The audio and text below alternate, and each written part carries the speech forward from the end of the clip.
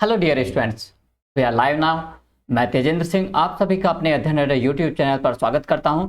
आज हम यहां पर बात कर रहे हैं हिंदी शिक्षण शास्त्र की, और हिंदी शिक्षण शास्त्र का जो सेकंड टॉपिक है भाषा शिक्षण से के सिद्धांत। तो यहाँ पर भाषा के जितने भी सिद्धांत हैं उनके बारे में यहाँ पर महत्वपूर्ण क्वेश्चंस और महत्वपूर्ण टॉपिक जो हो गए उनके बारे में डिस्कस करने वाले। आने वाली जितने भी आपके सेंट्रल टीचर एलिजिबिलिटी टेस्ट या शिक्षक भर्ती परीक्षा होगी जहाँ पर भी हिंदी शिक्षण शास्त्र पूछा जाता है वहाँ पर काफ़ी महत्वपूर्ण रहने वाले हैं। तो वीडियो को अंत तक देखिएगा, और यदि आप चाहते हैं कि आपके 15 में से आपके 15 मार्क्स अपने आ जाए तो आप इसे जरूर देखिएगा, क्योंकि यहाँ पर ये आपके 15 मार्क्स का जो आपका हिंदी पैडागोजी आता है आपका किसी भी टीचर एलिजिबिलिटी टेस्ट में जहाँ पर भी आता है वहाँ पर आपको काफ़ी महत्वपूर्ण रहने वाला है। तो चलिए शुरू करते हैं। मैं अपना यहाँ पर भाषा शिक्षण के सिद्धांत का टॉपिक्स, और यहाँ पर सबसे पहले आता है भाषा का अर्थ। भाषा क्या होती है? भाषा किसी भी व्यक्ति की अपनी बात को व्यक्त करने का या फिर दूसरे के व्यक्ति की बातों को ग्रहण करने का, उसे समझने का, अंडरस्टैंड करने का एक क्या होता है? साधन होती है। क्या होती है? भाषा जिसके द्वारा हम अपने विचारों और दूसरे के विचारों को समझने का प्रयास करते हैं उसे हम लोग भाषा कहते हैं। और भाषा के द्वारा क्या होते हैं? भाषा के ही द्वारा हम अपनी ध्वनियों को दूसरों तक पहुंचाते हैं।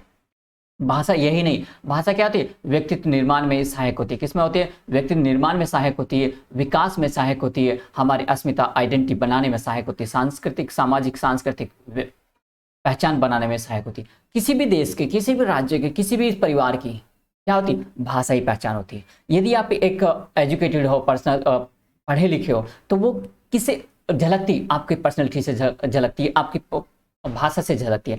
आप अजीबो गरीब शब्दों का प्रयोग करने लगो और कोई क्या आपको कह देगा कि ये पढ़ा लिखा नहीं ना?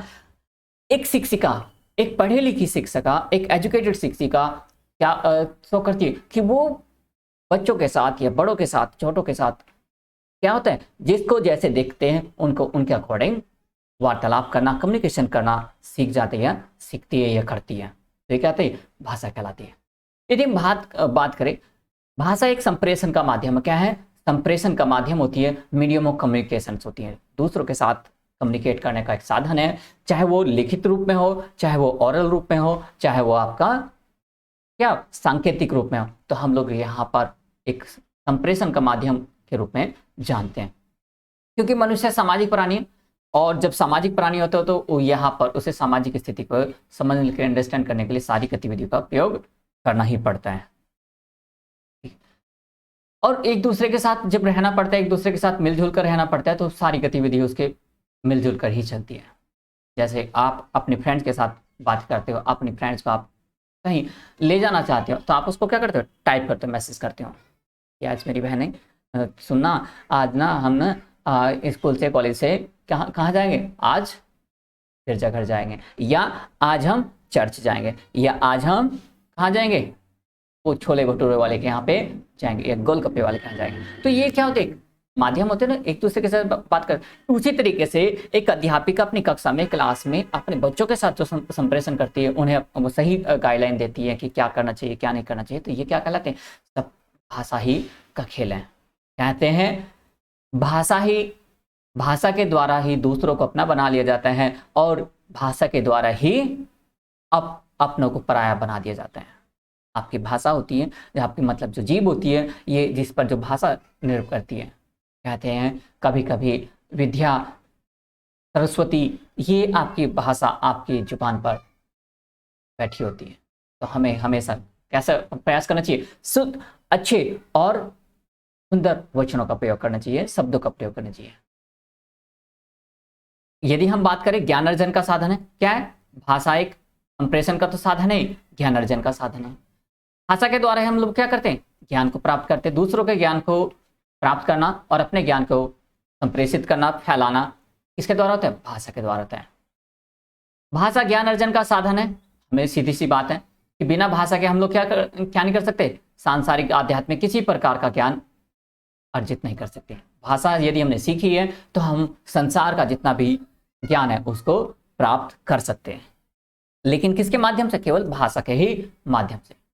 यदि हम बात करते हैं संस्कृति एवं सभ्यता के विकास में सहायक होती है भाषा। क्या है? जब आज जो हम लोग एक्टिविटी कर रहे हैं वो किसके बेस पर कर रहे हैं? जो हमारे पूर्वजों के या हमारे पहले जो हमारे बड़ों के द्वारा की गई थी वो एक्टिविटी हम लोग कर रहे हैं ना। इसे कहते हैं संस्कृति एवं सभ्यता के विकास में सहायक है। मतलब आज की गई गतिविधियों को आगे ले जाने का कार्य भाषा के द्वारा किया जाता है। भाषा संप्रेषण एवं ज्ञान अर्जन का साधन होने के साथ साथ संस्कृति सभ्यता के विकास में भी सहायक होती है। विभिन्न प्रांतों और परंपराओं को परिचित कराता है। मतलब यदि आप बात करें, हिंदी भाषी जितने होते हैं वो खड़ी बोली का यूज करते हैं। उधर उत्तराखंड में चले जाइए या फिर हरियाणा में चले जाइए, वहाँ पे लड़के लड़कियों को क्या कहते हैं, ए छोरी क्या कर रही है, ए किधर जा रही है, ए छोरा दूध ना पिया तूने। तो ये क्या करते हैं, बहुत सारे शब्दों का अलग अलग तरीके से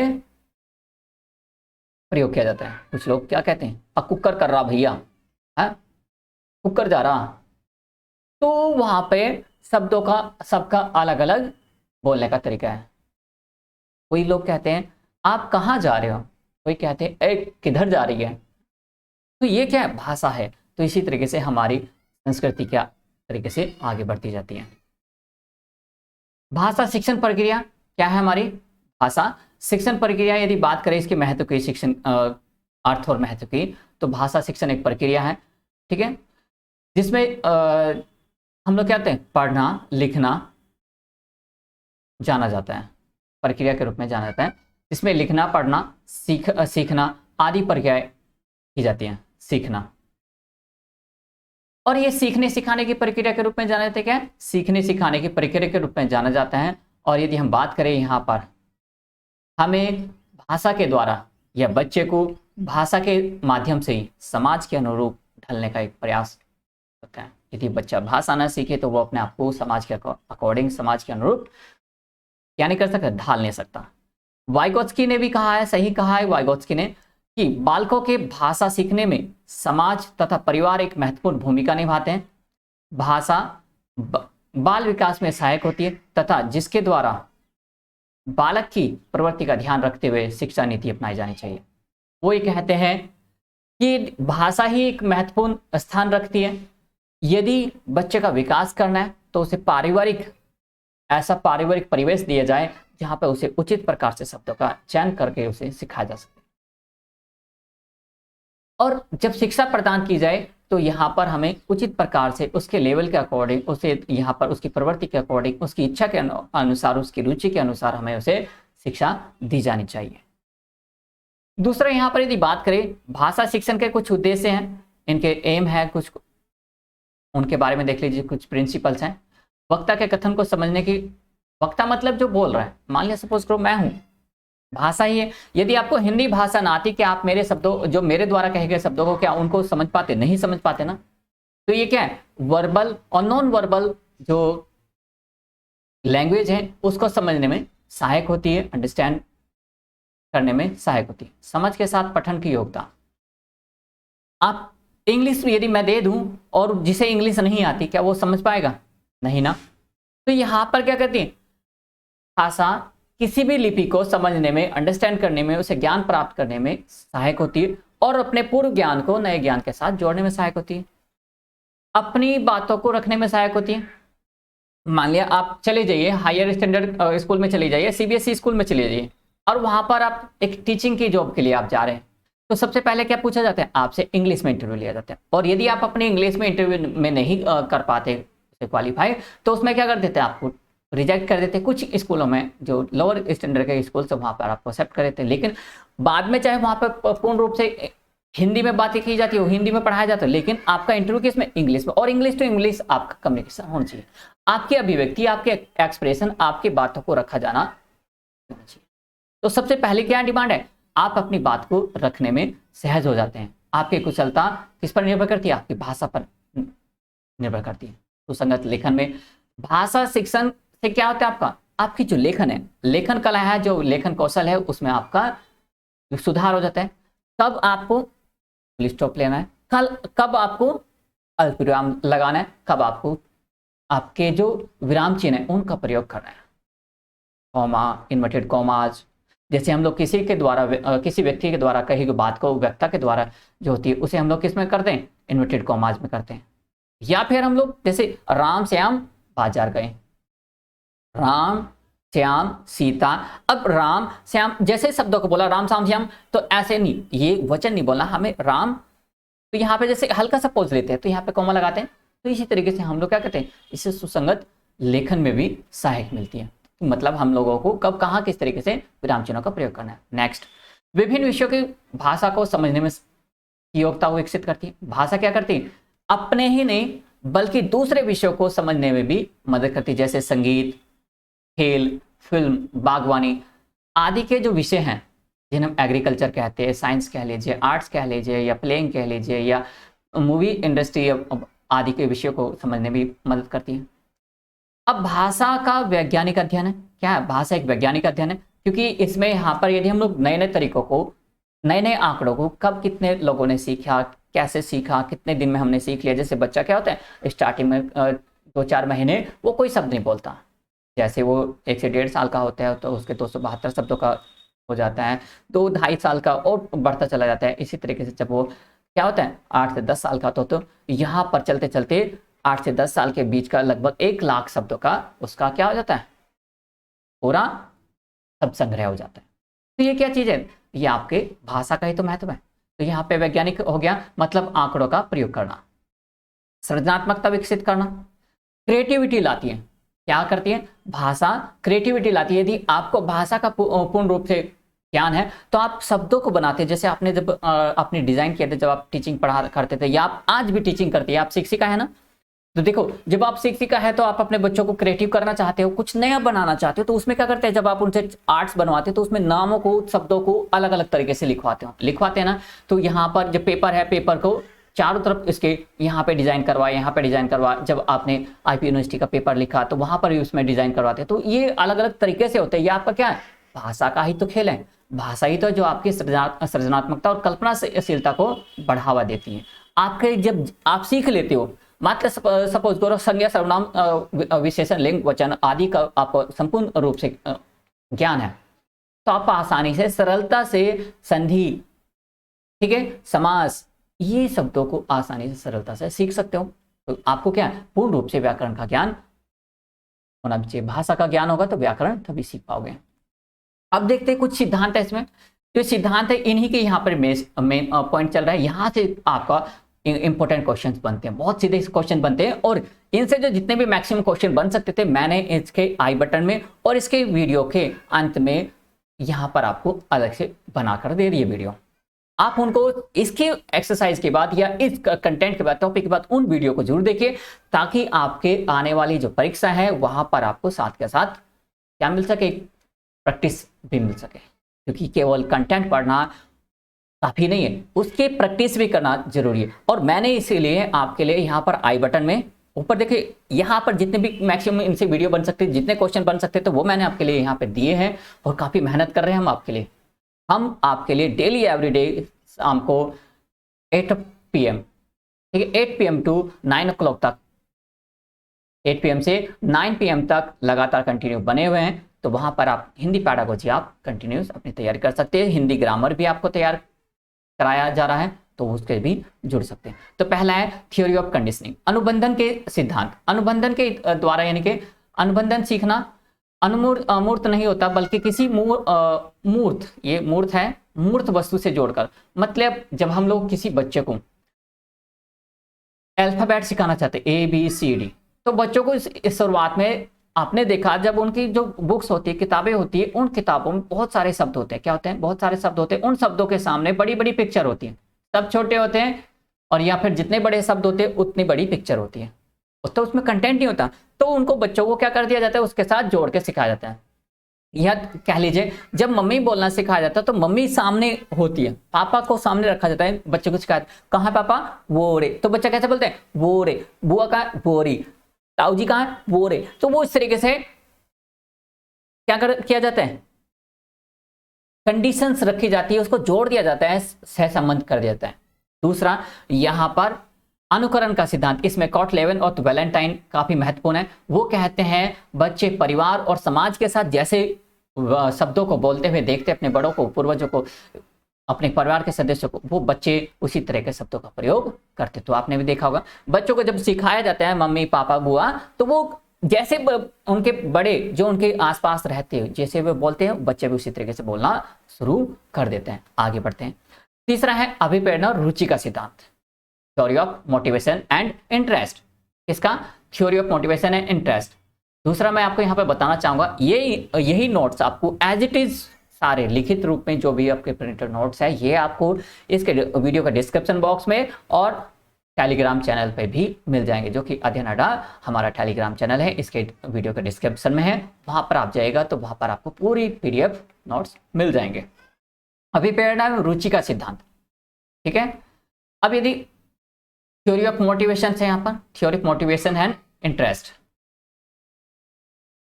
तो यहाँ पर जब बच्चा कोई भी एक्टिविटी करता है तो बच्चों को क्या किया जाए? अभिप्रेत किया जाए। उसके लिए हम लोग प्रयास करें, बच्चों को मोटिवेट करें। अब उसके इंटरेस्ट के अकॉर्डिंग उसे मम्मी पापा जो उसके आसपास है वो लोग ज्यादा पसंद है, उसको खाने की चीजें पसंद है, बच्चा कुछ भी हाथ में उठाता है और सब खाने के लिए तैयार रहता है, सब मुंह में डाल लें, कुछ भी हो, कंदी संदी कुछ भी दे दीजिए, सारी मुंह में होता है। उंगली, पैर, हाथ, उंगली देते हैं ना, बच्चे अंगूठा चूसना लिखते हैं। तो ये क्या होते हैं? अभिप्रेरित करते हैं। जब उनके जो बड़े बुजुर्ग है या फिर अपने जो माता पिता है, जो उसके चाचा चाची है, ताऊ जी है, भैया है, उसके बहन भाई है, वो जैसे उसको मोटिवेट करते हैं उसी तरीके से सीखने लग जाता है। मैंने आपको बताया था कुछ समय पहले कि बच्चे को यदि आप यहाँ पर अच्छी चीजें सीखने के लिए प्रेरित करते हैं तो बच्चा अच्छी बातें सीखता है, और यदि उसे गाली देना सिखा देते हैं तो बच्चा गाली देता है। हर बात पे, हर चीज पे उसे नहीं पता, उसे अच्छा बुरा नहीं पता, उसे बस आपके द्वारा बताए गए शब्दों का अनुसरण करता है। क्रियाशीलता का सिद्धांत, जिसे थ्योरी ऑफ क्रिएटिविटी कहते हैं। बच्चा यहाँ पर जितना ज्यादा एक्टिव रखा जाता है, बच्चे उतने ज्यादा से ज्यादा चीजों को सीखते हैं, सरलता से सीखते हैं, इंटरेस्ट के साथ सीखते हैं। देखते हैं जब बच्चों को यहाँ पर क्या है, उनको अलग अलग कलर के एप्पल, सेब घर से मंगाए जाते हैं, अलग अलग दिन के फूड मंगाए जाते हैं, उसी तरीके उसकी ड्रेस रखी जाती है पूरे। आजकल तो ये बड़ा स्टैंडर्ड हो रहा है। यदि ये सच नहीं है तो आप बताइएगा कि हाँ नहीं है सर, ऐसा नहीं कहा। और लॉकडाउन से पहले की सारी कंडीशन यही थी कि बच्चों को जैसा उसके दिन का होगा, डे होगा, मंडे होगा, तो उसको कलर डिसाइड कर दिया जाता है, खाना भी उसी तरह का रखा जाएगा, सारी फूडिंग फ्रूट्स वगैरह सब उसी तरह की रखी जाती है। तो बच्चों को यहाँ पर क्रिएटिव रखा जाता है, एक्टिव रखा जाता है, ताकि उनमें कुछ नई चीजें सीखने की, लर्निंग करने का सीख सके। अभ्यास का सिद्धांत, थ्योरी ऑफ एक्सरसाइज, यहाँ पर बच्चों को बार बार किसी चीज का क्या कराया जाता है? अभ्यास कराया जाता है। उसे एक ही तरह की एक्टिविटी बार बार कराई जाती है ना। बच्चा जब एक चीज को बार बार बोलता है तो वो उन चीजों को सीख लेता है। बच्चे में यहाँ पर कलात्मक और भावात्मक दो पक्ष होते हैं। बच्चा इसी तरीके से अनुलेख, श्रुतलेख, कविता पाठ आदि का प्रयोग कराया जाता है। बच्चों को बार बार देखो ना, यहाँ पर पहले सीधी लाइन, फिर खड़ी लाइन, फिर टेढ़ी लाइन, फिर यहाँ पर प्रयोग कराया जाता है। फिर इसके द्वारा जैसे खड़ी लाइन वाले शब्दों को बनाया जाता है, ठीक है, ये शब्द नहीं बनाए जाते, पहले जो सीधे शब्द हैं उनको शब्दों का प्रयोग करते हैं, जो खड़ी लाइन वाले शब्द होते हैं। फिर बैठी लाइन, गोल लाइन, इन शब्दों का प्रयोग करते हैं। अब यहां पर पहले SNR नहीं बनवाते। या फिर यदि बात करें अल्फाबेट में, तो खड़ी लाइनों वाले शब्दों को पहले बनाया जाता है। ये छोटी क्लासेस में सिखाया जाता है। यदि मैं सच कह रहा हूं तो आप मुझे कमेंट्स करके आप बताइए कि हाँ सर आप सही कह रहे हैं, कि आप बिल्कुल एकदम ऐसे ही कराया जाता है स्कूल में। ये मैं नर्सरी, KG, LKG की क्लासेस की बात कर रहा हूँ। लेकिन आजकल हमारे स्टैंडर्ड, जैसे कि अभी हमारे न्यू एजुकेशन पॉलिसी है, उसमें भी ऐसे किया गया है कि वहां पर नर्सरी और KG को जोड़ दिया गया है, तो वहां पर ही प्रयास किया जाता है। सबसे पहले उन्हें यहाँ पर अनुलेख कराया जाता है, श्रुत लेख लिखाया जाता है, मतलब उनके द्वारा कॉपी जो जैसे लिखा उसी को दोबारा से लिखना, उसी के ऊपर क्या रेखा, यहाँ पर डॉट डॉट होते हैं, और डॉट डॉट के ऊपर यहाँ पर पेंसिल फिरवाना सिखाया जाता है बच्चों को। तो ये क्या है, अब इसी तरीके से श्रुतलेख बच्चों को छोटे छोटे वर्ड आ, रा, मा, ना, पा, ता, ती, ता, ये सारे शब्द क्या होते हैं धीरे धीरे करवाए जाते हैं। बच्चों को कविता पाठ करवाया जाता है, बच्चों को टीचर के द्वारा उसके शब्दों के द्वारा उसके पीछे पीछे बोलने के लिए प्रेरित किया जाता है। आवर्ती का सिद्धांत, थ्योरी ऑफ रिपीटेशन, बार बार चीजों को दोहराया जाए। ठीक है, जब किसी भी चीज को, जैसे मम्मी बुलवाया था, बोलो मम्मी, तो वो मम्मी 10 बार बुलवाती थी। नहीं बोलो पापा, पापा आएंगे, पापा अपने नाम को जपवाते हैं। दादी आएगी तो दादी बोलो, बाबा जी आएंगे तो बाबा बोलो, बुआ आती है तो बुआ अपने शब्दों को रटवाती है, बोलो बुआ। तो बच्चा उसी तरीके से वो क्या करता है, दोहराता है, और जितनी ज्यादा बार चीजों को दोहराते हैं तो बच्चा उतने ज्यादा उन चीजों को सीख लेता है। साहचर्य का सिद्धांत, थ्योरी ऑफ एसोसिएशन, मतलब हर चीज को जोड़ के सिखाना। ये मैं आपको ऑलरेडी पहले बता दिया कि मम्मी को दिखाना और मम्मी का बुलवाना, तो ये क्या है, साहचर्य। पापा का द्वारा पापा का बुलवाना, तो ये साहचर्य सिद्धांत है ना। जब यहाँ पर मम्मी आई तो मम्मी ने क्योंकि मम्मी सामने, तो मम्मी ने अपने आप को वहां पर क्या कराया, अपने आप को वहां पर बार बार बुलवाया, बोलो बेटा मामा। पापा आए तो पापा ने कहा पापा। अब यहाँ पर बेचारा क्या बोल रहे हैं, पापा शब्द बार बार रिपीट कर रहे हैं। तो ये शब्दों की क्या होती है, हमारी एक रिपीटेशन होता है, क्रियाएं होती है। अनुपात एवं क्रम का सिद्धांत, theory of ratio and series. Theory of ratio and series मतलब हर चीज को एक अनुपात में सिखाया जाए, बच्चा धीरे धीरे बोलना सीखे, सुनना सीखे। इन कौशलों का विकास किया जाता है, श्रवण कौशल का विकास, वाचन, पठन, लेखन एवं अन्य कौशलों का विकास कराया जाता है। लेखन कौशल का विकास कराया जाता है, वाचन कौशल का विकास। अब ये सारे एक साथ एक अनुपात में, एक रेशियो में कराए जाते हैं। चयन का सिद्धांत, थ्योरी ऑफ, ठीक है, सिलेक्शन, थ्योरी ऑफ सिलेक्शन। अर्थ मतलब यहां पर किस एज में किस कौशल को कब किस द्वारा, अध्यापक के द्वारा पढ़ाया जाए, सिखाया जाए, किस बच्चे को कितने लेवल में क्या सिखाया जाए। तो ये क्या आपका थ्योरी ऑफ सिलेक्शन। बाल केंद्रित का सिद्धांत, थ्योरी ऑफ चाइल्ड सेंटर्ड। अब थ्योरी ऑफ चाइल्ड सेंटर्ड मतलब यहाँ पर बच्चों की रुचि, क्षमता, स्वभाव के अकॉर्डिंग। बच्चा यदि छोटा है तो बच्चे को छोटी छोटी चीजें और उसको साहचर्यता के द्वारा सिखाया जाए, उसको क्रियाशीलता के द्वारा सिखाया। बच्चा बड़ा है तो थोड़ा सा और उसके लेवल के अकॉर्डिंग उसका कंटेंट बढ़ा दिया जाए। जैसे कि आप देखते हो जो जूनियर क्लासेज है उसमें इतना ज्यादा कंटेंट नहीं होता, लेकिन जब सीनियर में होता है तो एक ही किताब जो एसएसटी स्टार्टिंग में ईवीएस के रूप में जानी जाती है 1 से 5 की क्लास तक, और फिर इस ईवीएस को सोशल साइंस के रूप में डिवाइड किया जाता है। फिर इसी इन्हीं साइंसेस को अलग आप देखते हैं, और स्टैंडर्ड क्लास में जाते तो सोशल साइंस भी, history, geography, civics, political science, पता नहीं क्या क्या सब्जेक्ट बन जाते हैं। साइंस के भी बहुत सारे सब्जेक्ट बन जाते हैं, बायो, केमिस्ट्री, और बायो में भी फिर जब हायर स्टैंडर्ड में जाते हैं, अब भाई आप शिक्षिका हो, आप शिक्षक हो, टीचर हो, एक अब टीचर बन चुके हो, अब बस केवल क्या है, अब आपके ऊपर एक बहुत सारे मेरे यहाँ पे फ्रेंड, मेरे मित्र यहाँ पे स्कूल में पढ़ा रहे होंगे, है ना, और प्रयास कर रहे होंगे एक सरकारी जॉब के लिए। बिल्कुल करिए, और हमारी विशेष आपके साथ हैं। आप लगातार इसी तरीके से बने रहिए हमारे साथ में, कंटिन्यू हम लिए आपके साथ जुड़े हुए हैं। तो देखते हैं पॉइंट नंबर 11, मातृभाषा शिक्षण का सिद्धांत। मातृभाषा शिक्षण का सिद्धांत मतलब यहाँ पर थ्योरी ऑफ मदर टंग, कि जो भी बच्चे को सिखाया जाए सबसे पहले उसकी मातृभाषा में सिखाया जाए। भाषा आसानी से, भाषा का शिक्षण क्या होता है, मातृभाषा में यदि सिखाया जाता है तो बच्चे आसानी से, सरलता से उस चीज को सीख लेते हैं और जल्दी जल्दी सीखते हैं। तो यदि हम लोग किसी बच्चे को, हिंदी भाषी को यहाँ पर शुरुआत से इंग्लिश सिखाना शुरू कर दें, बच्चा इतनी तेजी से हिंदी, जितनी तेजी से हिंदी सीख लेता है इतना इंग्लिश नहीं सीख पाएगा। हाँ, यदि उसको एनवायरनमेंट वगैरह इंग्लिश का कंप्लीट ए टू जेड सब इंग्लिश वाले बोलने वाले हो, टीचर भी यहाँ तक उस पर हर चीज़ के इंग्लिश का, तो बच्चे आसानी से, सरलता से सीख लेते हैं। पुनर्बलन का सिद्धांत, थ्योरी ऑफ रेनफोर्समेंट। बच्चे को हर चीज़ सीखने के बाद उसे यदि हमें क्या दिया जाए, रेनफोर्समेंट दिया जाए, बच्चे को एक क्या कुछ ना कुछ ऐसे सफलता पर उसका मनोबल बढ़ाया जाए, उसे उत्साह दिया जाए, चाहे वो पॉजिटिव हो चाहे नेगेटिव, लेकिन चाहे उसे किसी वस्तु की, बच्चे ने अच्छा काम किया, सवाल का जवाब दिया, क्वेश्चन का जवाब दिया, बच्चे को बहुत अच्छा बेटा, उसको टॉफी के द्वारा, आजकल क्या स्कूल कॉलेजों में, स्कूल में, प्राइमरी स्कूल में, प्रेप स्कूल में बच्चों को टॉफी दी जाती है, चॉकलेट दी जाती है, उन्हें फ्रूट्स दिए जाते हैं, ये भी उसका कोई काम अच्छा किया, मतलब बच्चे को एक उत्साहवर्धक का कार्य किया जाता है। व्यक्तिगत भिन्नता का सिद्धांत, थ्योरी ऑफ इंडिविजुअल डिफरेंसेस। हर एक व्यक्ति का क्या है, हर एक व्यक्ति की क्षमता अलग है, हर एक व्यक्ति की लर्निंग पावर अलग है, हर एक कार्य क्षमता अलग है। तो ये क्या है, आपकी व्यक्ति के उसकी कार्य क्षमता के अकॉर्डिंग हमें क्या किया जाना चाहिए, उसके अकॉर्डिंग, उस पर ध्यान देते हुए उसकी क्षमता पर कार्य किया जाना चाहिए, उसके अकॉर्डिंग हमें उसे पढ़ाया लिखाया जाना चाहिए। जीवन समन्वय का सिद्धांत, थ्योरी ऑफ लाइफ कोऑर्डिनेशन। जीवन समन्वय का सिद्धांत मतलब यहाँ पर समन्वय करते हुए उसकी लाइफ से, उसके लाइफ में, उसके आसपास वातावरण में कैसा वातावरण है, उसके अकॉर्डिंग उसको सिखाया जाए, उसको पढ़ाया जाए, समझाया जाए। निश्चित उद्देश्य एवं पाठ्य सामग्री का सिद्धांत। अब हर चीज का एक निश्चित उद्देश्य होना चाहिए, हमारा पाठ्य सामग्री का सिद्धांत, और सही ठीक है, पाठ्य सामग्री हो। अब कुछ चीजें ऐसे होते हैं जो हमारे क्या होते हैं, कुछ ऐसा स्टडी मटेरियल ना रखा जाए जो बच्चे की एज के अकॉर्डिंग ना हो। हमारा गोल भी निश्चित होना चाहिए कि हमें बच्चों को सिखाना क्या है, कितना सिखाना है, कहाँ तक सिखाना है, ये सारी चीज़ें हमारी फिक्स होनी चाहिए। दूसरा, भाषा शिक्षण के नियम। अब यहाँ पर भाषा शिक्षण के नियम बहुत महत्वपूर्ण है। आपके जो भाषा में बात करते हैं शिक्षण के नियम की, इन सभी से रिलेटेड जो महत्वपूर्ण क्वेश्चन बन सकते थे मैंने यहाँ पर जोड़ दिए हैं। आपके आई बटन में आप देख लीजिए, वहाँ पे आपको क्वेश्चन मिल जाएंगे और इसके वीडियो के अंत में भी आपको पूरा कंटेंट मिल जाएगा। मूर्त से अमूर्त की ओर, मतलब कंक्रीट टू एब्स्ट्रैक्ट। बच्चा यहाँ पर क्या करता है, जो चीज़ें सामने देखता है उनको सीखने के बाद फिर वो उन चीज़ों की तरफ बढ़ता है जिन्हें वो नहीं जानता।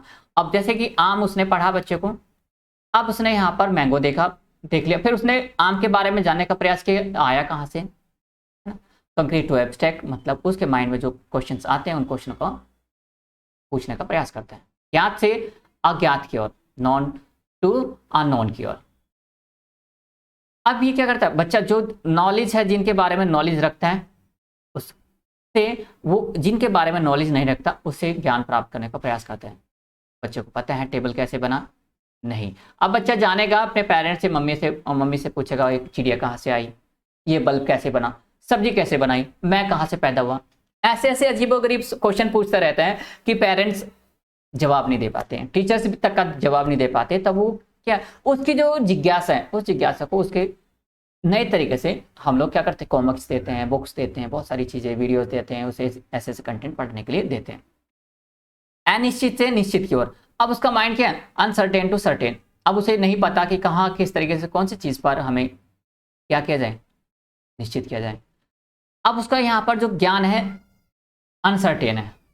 अब जब वो पढ़ लेगा, अंडरस्टैंड कर लेगा, एक टीचर के द्वारा उसे समझा दिया जाएगा तो क्या होगा, एक निश्चित हो जाएगा, समझ हो जाएगी, अंडरस्टैंड हो जाएगी। विश्लेषण से संश्लेषण की ओर, पहले उसको यहाँ पर क्या कहते हैं, एनालिसिस टू सिंथेसिस। उसके कोई भी क्वेश्चन है, प्रॉब्लम्स है, उस प्रॉब्लम्स को वो खुद अंडरस्टैंड करना सीख लेगा।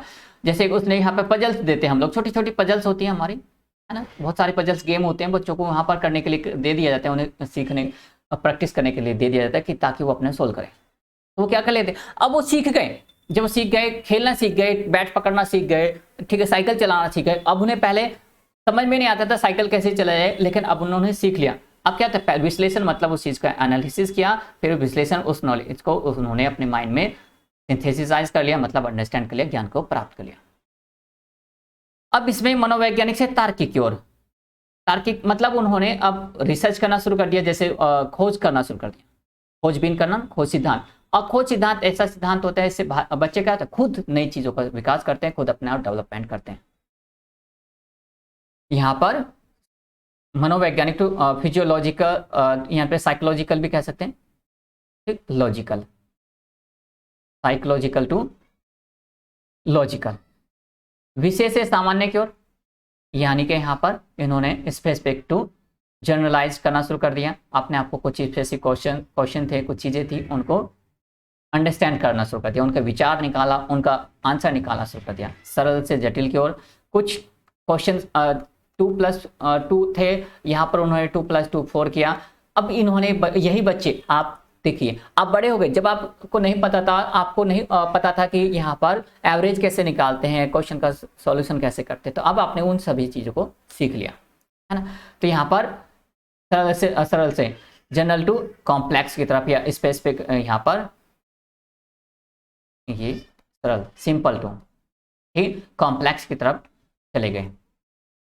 आगमन से निगमन की ओर, इंडक्टिव टू डिडक्टिव, मतलब बच्चे यहाँ पर पहले उदाहरण से क्या करते थे, उदाहरण से समझते थे, लेकिन अब आप वही बच्चे, आप बड़े हो गए, अब आप क्या हो गए, आसानी से पहले नियम बता दिए जाते हैं, समझा दिए जाते हैं, आप आसानी से उनको समझ लेते हैं।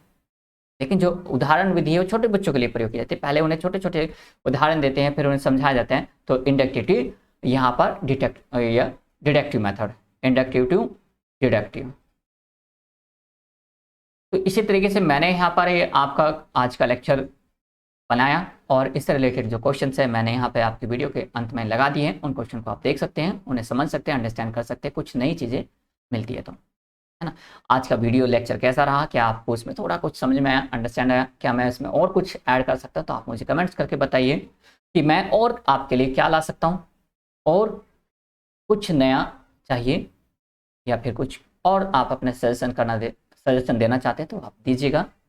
ठीक है ना। और चैनल पे यदि आप नए हैं तो लाइक करिएगा, शेयर करिएगा और सब्सक्राइब जरूर करिएगा, और हर वीडियो को पूरा पूरा देखने का प्रयास कीजिएगा, ताकि कोई भी एक पॉइंट छूट गया तो आपके लिए वो घातक साबित हो सकता है। थैंक यू दोस्तों, मिलते हैं नेक्स्ट वीडियो में, तब तक के लिए टेक केयर।